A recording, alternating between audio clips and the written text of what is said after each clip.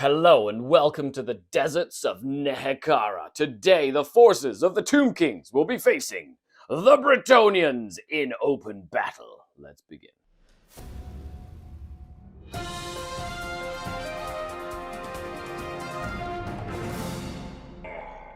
The Dark King. Hello and welcome to the Old World Battle Report. Today, of course, here playing with Eric from Eric's Hobby Workshop, and he's brought his Bretonnians, and I brought my Tomb Kings, and we are going to be fighting over this barren desert land in the Old World. Let's dive into the armies, then we'll go through the game. Let's have some fun. And here we have 2,000 points of Tomb Kings. That's right, led by a Tomb King on a bone dragon. I've had so much fun painting this model. It is unreal. I'm so excited right now. I feel like a 12-year-old child. Okay, so my list is a Tomb King on a bone dragon with the Talisman of Protection and a Giant's Blade. A Giant Blade. Then we have a Mortuary Priest. He is level 2. He's my Hierophant. He has an Earthing Rod and a Dispel Scroll. And then I do have a Royal Herald, who's my Battle Standard Bearer, with the War Banner, and a Necrotech with no upgrades. Then, as for all the units themselves, I have 26 Tomb Guard with the Rampaging Banner. They are drilled as well. I do have 26 Skeleton Warriors with hand weapons and shields, and the Icon of Rakaf, as well as the Phalanx upgrade. I do have 3 chariots with no upgrades, 10 archers to be a little bunker for my Hierophant with no upgrades, 9 skirmishing skeletons with war bows, as well as 2 tomb swarms, right over there. There's a set of 2 tomb swarms, 5 horse archers, 2 carrion birds, 2 single tomb scorpions, because why not? They're so cool. And then, of course, a Skelepult with Skulls of the Foe and the Casket of Souls. There you have it, 2,000 points on the nose. Let's see what the Bretonnians have brought to the desert. Okay, this is the host of Bretonnia come to Nekahara to steal artifacts for the Grail Chapel back home, where they rightfully belong. First of all, I've got my general, who is a duke with a lance on a hippogriff. And that is a barded hippogriff, as you can see from the stylish red straps all around it.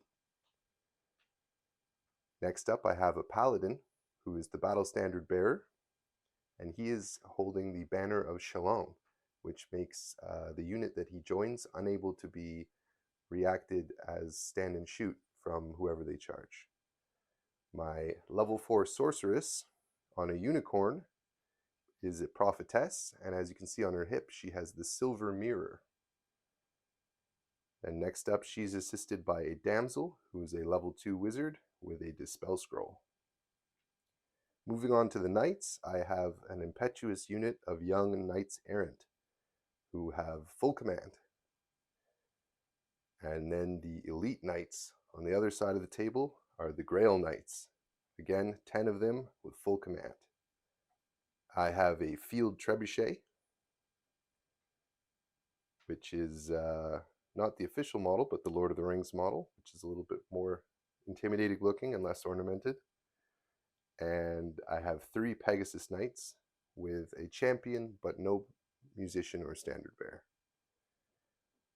Rounding out the list, I have 3 units of peasant bowmen, 10 each, and then a unit of men-at-arms, 40 of them, with full command. And in this edition, you can bring a monk who's like a second champion, who associates with the spiritual portion of their fighting abilities. And we have deployed, ready for battle. Now, the way this works is we set the terrain down. We're just playing a line battle, so just the first mission of the book, so that we just we're not worrying about like different cool types of terrain yet. We're just going to learn the rules, because we haven't played this in ever, okay? Like, we played 8th edition and 7th edition and 6th edition fantasy, but this is a new rule set, so we're just going to get used to the rules. We've gone back and forth with our deployment. So tell me, Eric, what did you do? What was your thought process other than I want my trebuchet on that hill, so I want it to look cool? That's pretty much the extent of it. Yep. I thought a lot about not putting my guys where they'll never see any action. Yep. That was a key concern. Mm-hmm. And then Technical difficulties aside. You got some Pegasus on the flank. Yeah. 10-10. These are errant knights. Pegasus, That's Lord, right. Halberdier peasants. Yeah.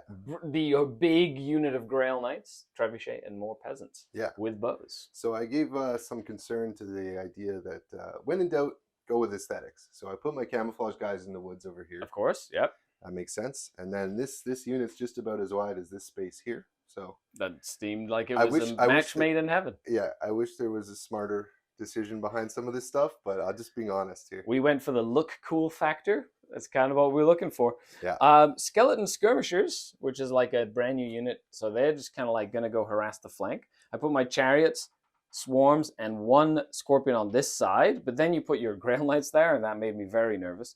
We got my little archer unit with my Hierophant, the catapults, ready to just rain down death on that large unit of halberdiers, hopefully.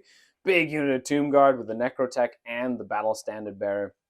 My casket, which I don't have a hill, so I just put it right in the middle. It has 2 spells, one of which is like an aura buff that helps not get hit as hard, and another one that does damage. So I want it to be able to be out there ready to rock and roll. Skeleton warriors, I got my Carrion that can fly over and just be skirmishy and be annoying. Another Tomb Scorpion. My Bone Dragon right on the side here, ready to just face down some Pegasus Knights, and of course the skirmishing skeletons on horse, which is cool. I believe they have a Vanguard move, but we'll come to that afterwards. Other than that, that's it. Now, normally the person who finishes deploying first, which would be Bretonnians in this case, would get +1 to their roll to see if they can go first. However, Bretonnians still have to get off their horses, kneel, and pray if they want their blessing, which then just means I get to choose who goes first. And I will, of course, opt to pray. I found it really funny in the Bretonnian rules. If there are 2 Bretonnian armies fighting each other, none of them get the blessing. They're not allowed to pray against each other. I've never noticed because the lady does not condone violence between them. Interesting. Which is interesting. So if you're playing against other Bretonnians, no blessing for you. But so this is gonna be fun. So I guess I will go first as all of them kneel and do that. I'm like, attack! Get them! Get off my land! They have a Vanguard move.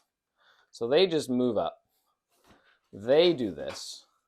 These guys have Scout. So they actually start up here. Oh, no. Because they are, apparently they changed their rules a little bit. Nice. They get up nice and close to the enemy. Awesome. So, of course, we're using the fancy old world turn summary here. Why not? So it is the strategy phase. And in the strategy phase, we do start of turn stuff. So special actions and tests and whatnot that you might need to do. And then we go into the command phase. I have a few things to do in the command phase. So I've got Here's My Will Be Done.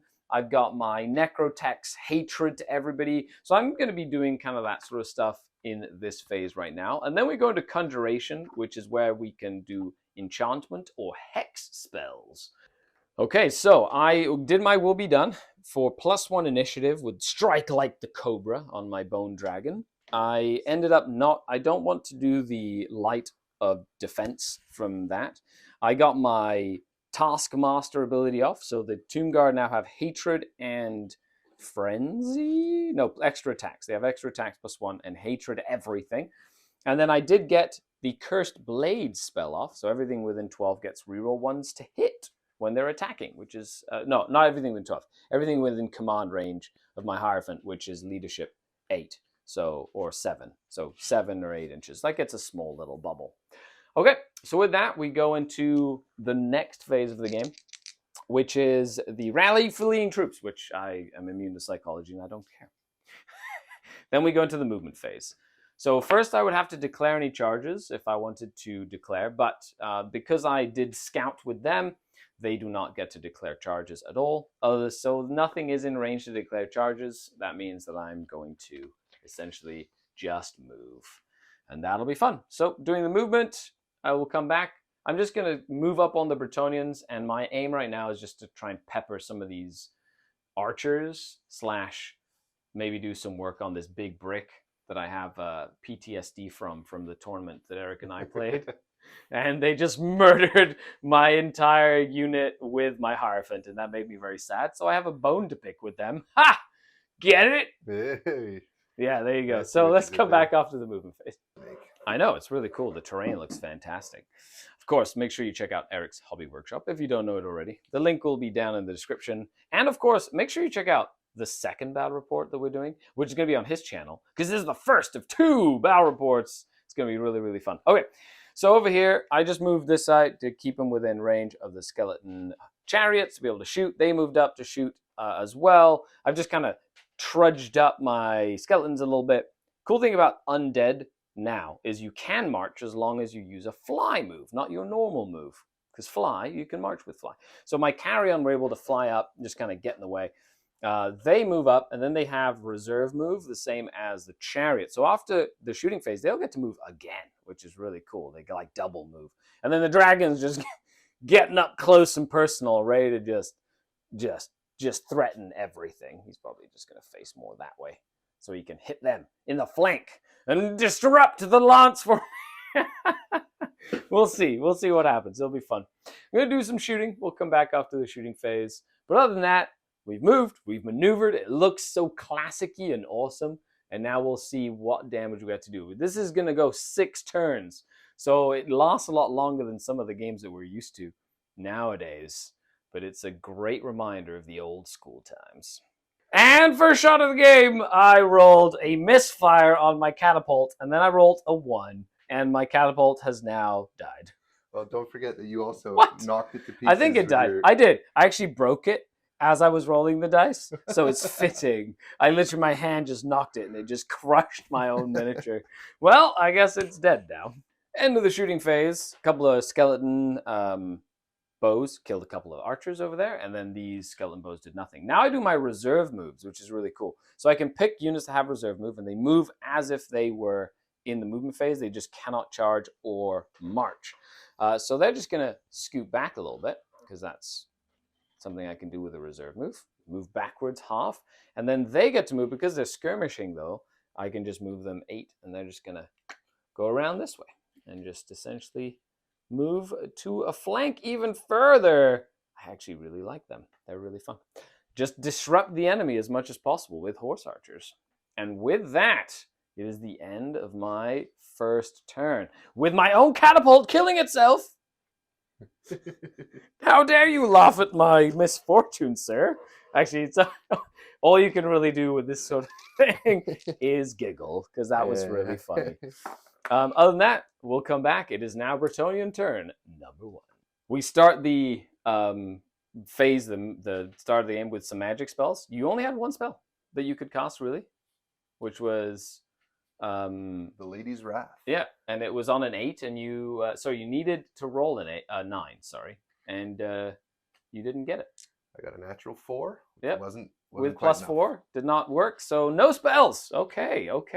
Until we get closer, the spells aren't really going to have as much of an impact. So now you get to declare charges if you want to charge anything. They're out of arc or charge phase of stuff, because you cannot declare a charge if you're out of the maximum possible charge range. So with Swift Stride, you add plus 3. So because they move 8, it's 8 plus 3 is 12 plus a d6. So they could 8 plus 3 is 11 plus a d6 is up to 17. So they have a 17-inch, plus they can then add a d6 to their charge if they wanted to after. But yeah, that's interesting. So we'll see. Maybe the Pegasus Knights want to get aggressive into a dragon. Or maybe you know these guys. Oh, here. maybe into the little guys. Okay. I see how it is. Poor carrion birds. Since I'm immune to psychology, I cannot flee from a charge. I just sit there. I think I am going to declare that. Yep. Okay. Well, they're just going to Sounds like sit a there. good time. They're not going to do anything other than sit. Okay. Sit, boo-boo, sit. Nice. Okay, Eric, what have you done? So I did a charge over here, Yep. which I initially failed the fear test until we realized I didn't need to do a fear test because I outnumbered them. So Yep, luckily your that unit worked strength out. is higher, so we double check. We're double checking rules as we go. These knights errant moved up a little bit so that they can't be flanked by this dragon. Mhm.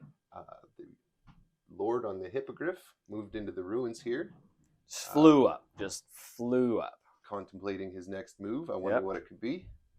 And I used this unit of archers to move up and try to do a little move block here to protect the flank of these guys. They got a big long flank in these lance formations, so They you got to do. be careful. This unit of guys trudged up forwards through the drifting sands to meet their fate. This unit here has moved up just a little bit. I'm a little bit nervous about all the big movements over here, and I don't really want to get charged. Yep. And, there's no rush because I got some shooting power over here. These guys are staying stationary. I love it. And with that, we have a wonderful, wonderful shooting phase. So you do have your trebuchet still, because my catapult died. You've got a couple of units of archers. One did advance or run forward to get into position to protect the flank of the impetuous knights.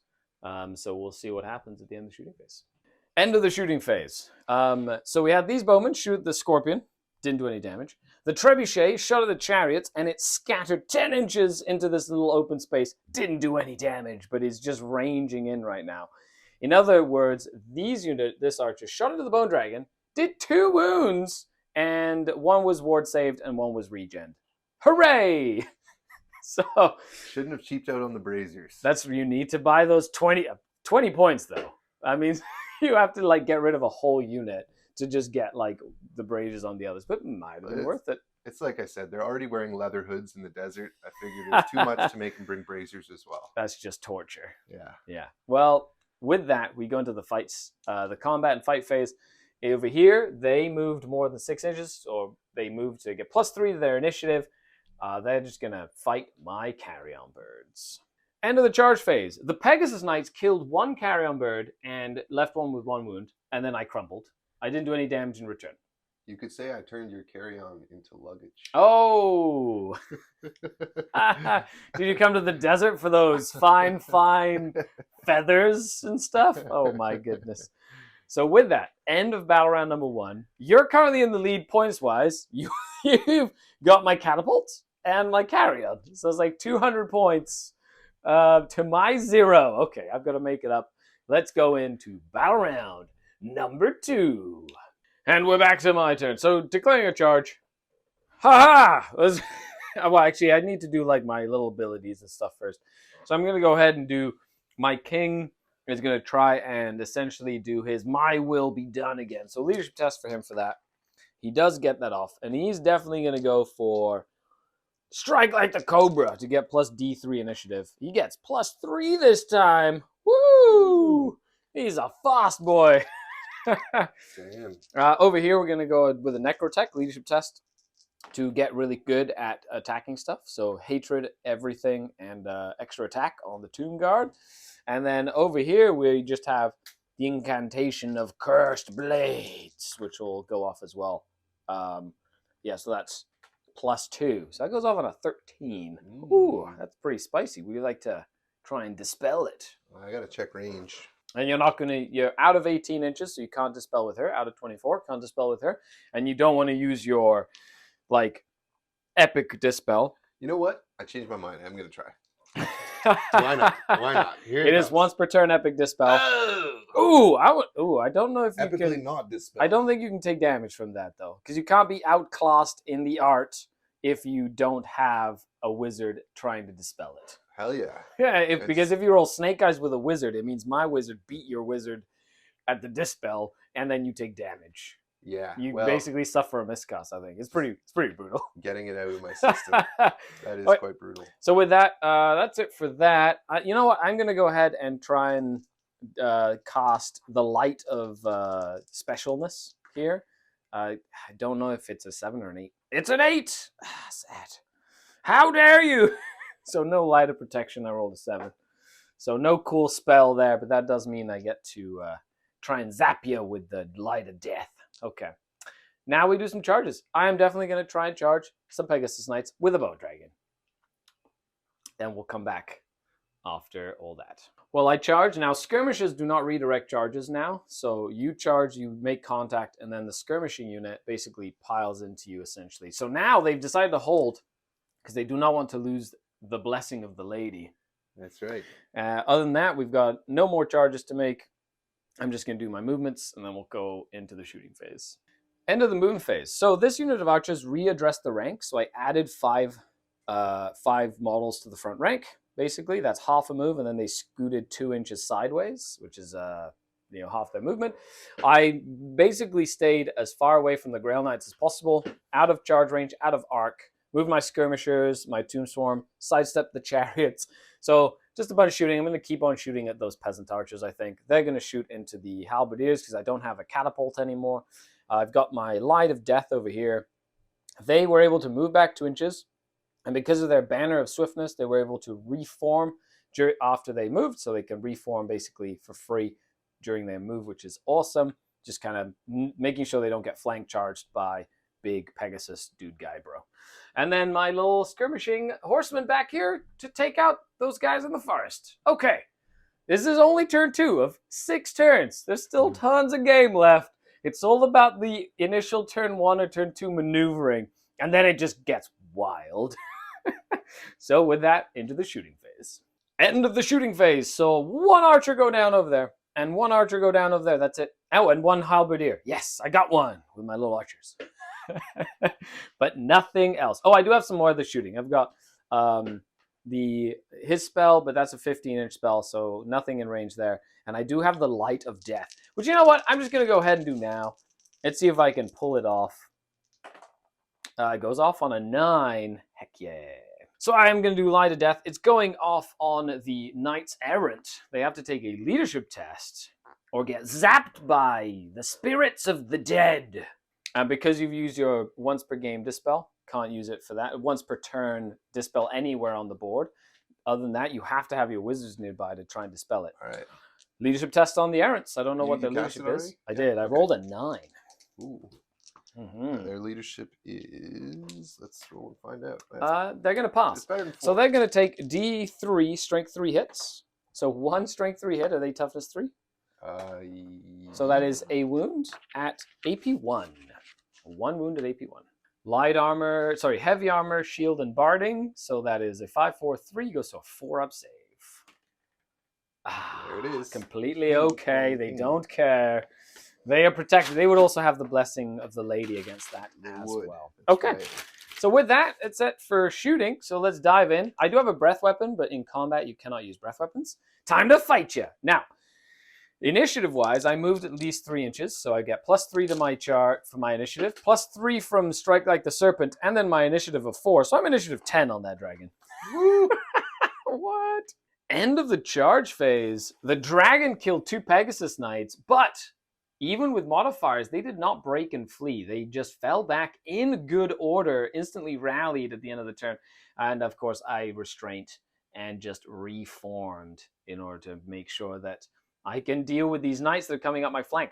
Other than that, wow, that was a good combat. Dragon did a bit of damage, but did not kill all the Pegasus Knights. And with that, we're on to Bretonnian turn.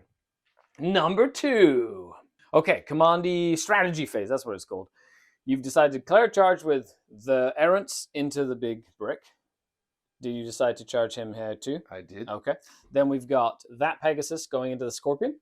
Then you did the Lady's Wrath spell on the Grail Knights, which gives them +1 strength, +1 AP, which is really good. Other than that, no other spells. And we're going into the movement phase, so charge rolls! And we'll come back, see what happens. End of the charge phase. As you can see, those impetuous knights stayed right where they are. Why? Because they failed their fear test, and they could not charge my big unit of skeletons. Well. Disgusting. Disgusting. Leadership 7 on them. They're like, we didn't find anywhere that said they were immune to psychology. Okay. He got into combat. Everything else is fine. They're just very nervous about having a big dragon on their flank. They decided to, not necessarily run forward to support their general. And now we go into the rest of the movements. End of the movement phase, you march them up. March this giant lance up to try and basically just overload the center of the battlefield, especially since your errants have decided to just not do anything. And then you're going to try and put a spell here called a Pillar of Crystal to make a big area impossible terrain to stop me from being able to get through that zone and protect the flank of your lance. Very, very smart. But now you're within dispel range of my wizard. So he might duel you for the magics. Let's see what happens. Which will be awesome. Okay, so with that, we're going into the shooting phase. Of course, that's when you do different spells that do damage, like magic missiles and things like that as well. Okay, so you cast it with a 9 plus 4 for your wizard level, so that's a 13. That's pretty good. That means I would have needed a 14 on mine, level 2 wizard, which is like Snake. It's boxcars. It's not going to happen. I do have a dispel scroll, which helps a little bit, but it's not an auto dispel anymore. So yeah, you get your big crystal thing there. I can't go through that. That makes me sad. That makes me very, very sad. Okay. However, with that, other shooting, and we'll come back after the shooting phase. Okay, in the shooting phase, the trebuchet tried to hit my tomb guard, but then had a miss problem, and one of the guys died. It can't shoot this turn or next turn, so it's taken a wound, and they're trying to fix it for a whole turn. Those archers failed to hit my skirmishing skeletons, and then all of these archers shot into the bone dragon to no effect. So now we're going to combat. We've got 2 combats that are happening right now. We have this one, and we have this one. So we'll see how that ends up. Okay, so charge. This guy got challenged out by my champion, and he uber killed my champion. Did like 6 damage to the champion, stomped all over his corpse, and won the combat by 6. However, I did get rank bonus and a banner, so I only crumbled 1 extra model, or 2 extra models, sorry. I crumbled 2 extra models in there as well. But now, he's there. He's sitting there fighting a bunch of skeletons into the quagmire. However, that almost died. Has 1 wound left after being crumbled, basically. And there's a big pillar of crystal stopping me from hitting these Grail Knights, which are going to hit these Tomb Guard really, really heavy. Which means I'm probably going to have to get the Tomb Guard wheeled and hitting that sort of corner right here to give them some wiggle room. I don't know, it's going to be interesting. But once the Knights get involved. Oh, we also found out Bretonnians still need to take 1 unit of Realm Knights. So we're going to pretend they're Realm Knights for this game. Yes, that's what they are today. Oops. My bad. It's all good. We're still learning, but I'm having tons of fun, Eric. This is great fun. Okay, so over here, my turn. We're going to go into Tomb King turn number 3. This is where the battle really begins. Well, end of the strategy phase and charges and essentially remaining moves. But my dragon declared a charge on the peasants. They fled to terror. They ran away. Then he redirected his charge into the knights. And then they ran to terror. They fled as well. So now he's got 2 units just fleeing from a dragon. This Scorpions moved up. They sidestepped. The chariots have decided to move up more aggressively towards the trebuchet. Now there's a whole other unit of knights coming up this way. Hilarious. I love that this dragon has essentially cleared out this whole section by himself. And then we have that unit of horse archers charging, that unit of peasants in the rear as well. Well, there you have it. Let's see if we can get some spells going. And that is that. Yeah, you're literally riding 6'5" horses, Vinci. I am definitely. That's fucking crazy, dude. So we've got, so they have reserve moves, so they shot moved. They shot. I just killed a couple of peasants, and they panicked. They ran away because they're like, and they fled. Funny. So now we get to do some combats. It seems like the morale of the Bretonnians isn't what it normally is. They're pretty hard to break because they're a warband and they're a horde and there's tons of models. That's maybe a mistake here. So we'll see. But I'm excited to see if that works out. I've got a lot of combat res stacked into that little brick. So we'll see how that goes. So with that, let's do some combats. We've got that combat, then we got this combat, then we got this combat, and etc., etc., etc. Well, that's the end of the combat phase. The Tomb Guard killed like 7 of them in the Friar Tuck that was tucked in there. And then the... Come on, man. The damsel has a special where she can just move to the back of the ranks so she doesn't get fought. So she didn't get... I wanted to kill her, but she just like is like a Skaven now. She can just run to the back of the rank.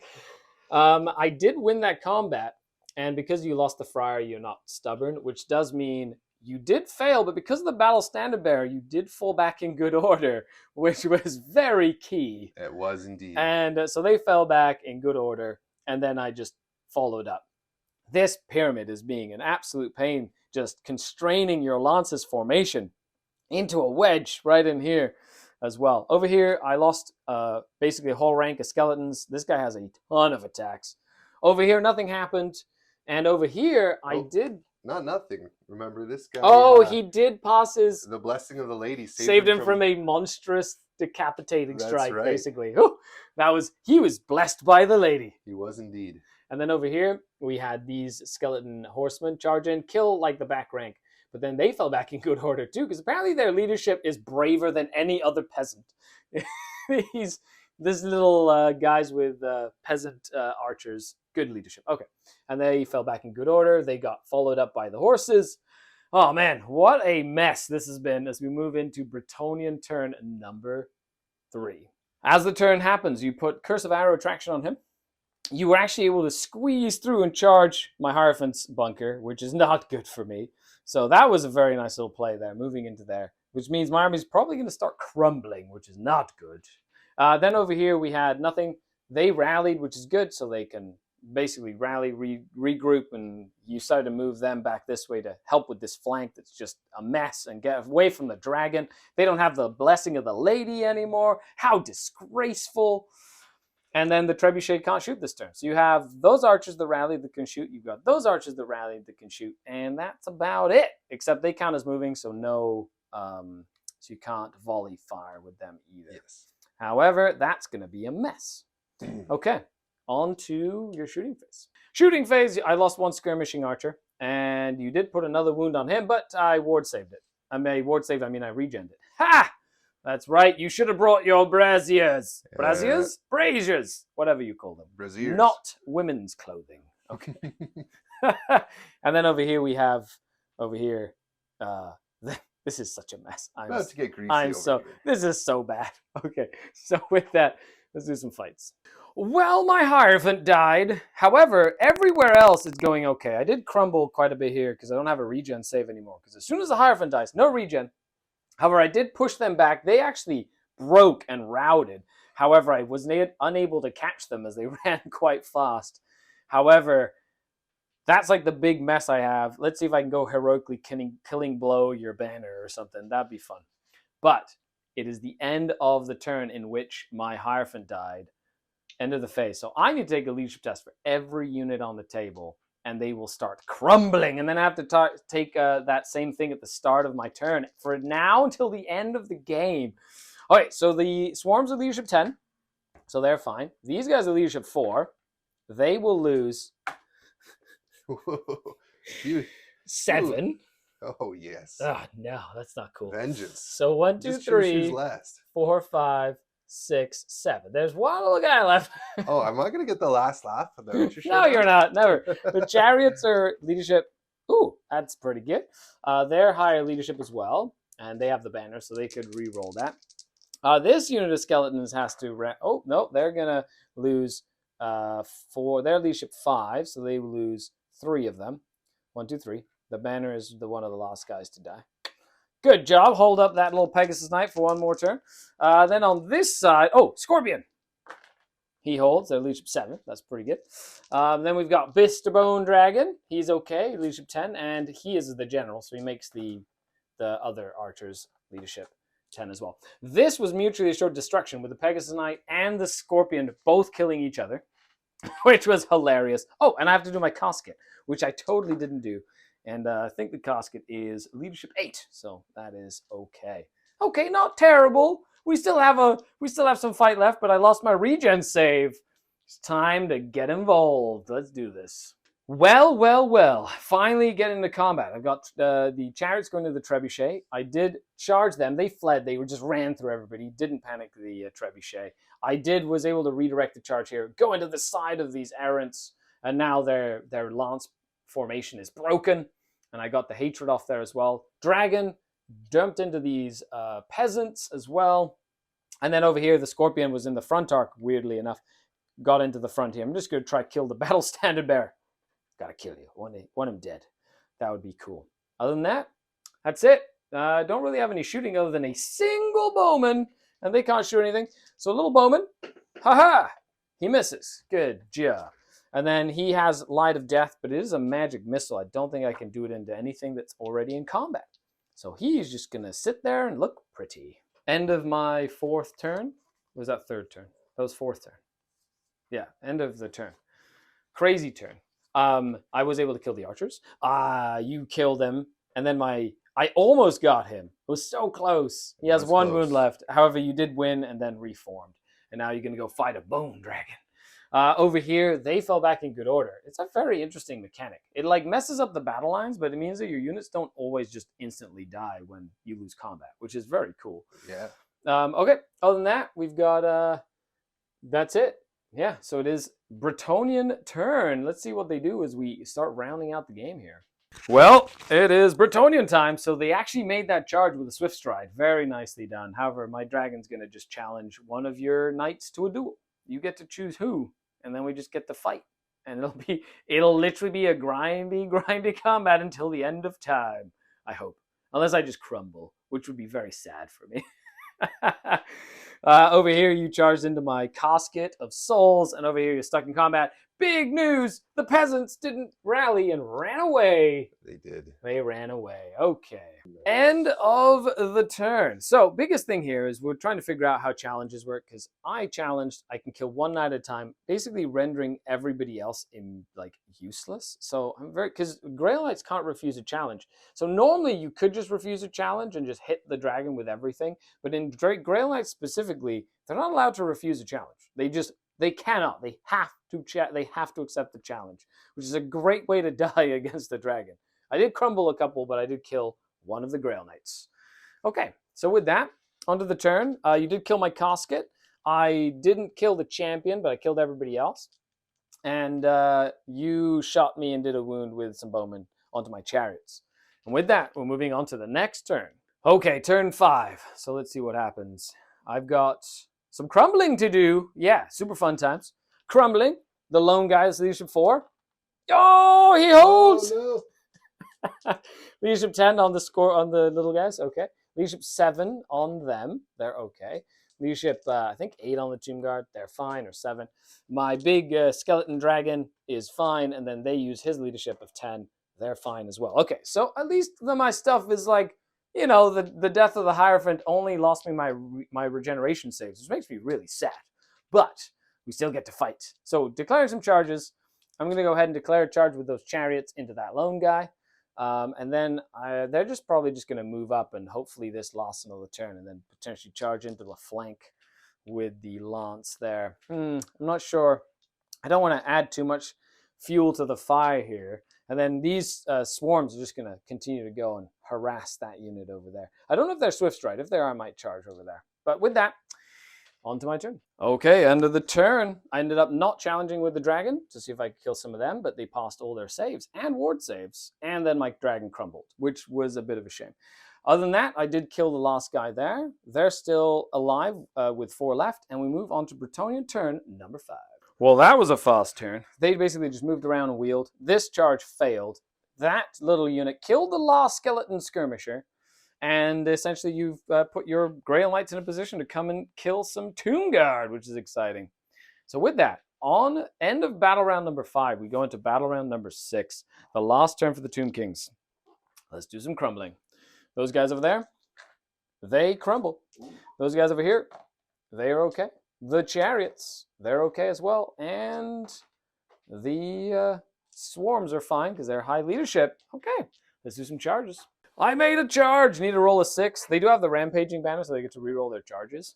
But they did make it. You cannot countercharge against infantry. So that Bretonnian lance got stuck out and is now in combat with my Tomb Guard. Okay, so over here, where you got the swarms in combat with the little peasants, and everything else is dead. It's like completely annihilated, dead, destruction. Wild. Absolutely wild. So with that, let's dive into the fight phase, and then we'll go into Bretonnian turn 6. And hey, we count points. And there you have it. I won by 1 point because I did blunt the lance, which then meant I pushed them back, forced them to give ground, and I followed up. Basically, so turn number 6 for the Bretonnians. He's kind of out of arc and going to look pretty and keep his banner that he kept. And then over here, we have a mess of combat once again. And oh, I have my little swarms. We'll see what they did. The swarms actually got better. They're weapon skill 3 now. What? Which is way better than they used to be. And their poison attacks killed 4 little archers. Done. And now we can go into the final combat of the match and see what happens. Okay, end of the grind. I won this combat again by 1. This crazy stacked like resolution unit is amazing. War banner, battle standard bearer, rank bonus, great fun. Okay, so with that, I did kill 2 more knights, and the BSB did survive yet again from me trying to single him out to kill the battle standard bearer. But with that, let's go to the scoreboard and see how many points we scored. And that's the end of the game. The Bretonnians take it by 350 points or so. They got 1 banner, I got 1 banner, but they killed my general, giving them a bunch of points. That was like a 500 point swing there. Okay, other than that, fantastic game. Thanks a lot to Eric for having me down, and let's go to a little post game. Thank you, Eric, for having me. Thank you for coming. It was really, really fun. I enjoyed this. I hope you enjoyed it too. Old world, old school. But it was super fun. I cannot wait for the next game. Neither can I. Let's do it. You gonna do any changes to your list? I think I have to because we found out my list was mildly illegal. Yeah, I need a unit of Knights of the Realm, I think. You so, do. yeah. 1 plus for every 1,000 points, I think. Might actually need 2 of them. But we'll see. We'll see how many you need, and we'll check afterwards. Other than that, thanks all for hanging out with me. Be sure to check Eric's hobby workshop if you haven't already, and subscribe to it on YouTube. He's been doing a whole bunch of projects, like all this terrain and stuff. Totally made it for this battle report. He does have a Patreon as well, which I'll link in the description, so check it out. And if you, like me, enjoy hobby and want to support him on Patreon, please do as well. Other than that, you know where to support me. The links are down below. Other than that, thanks a lot for hanging out with me. The bones. I got totally boned.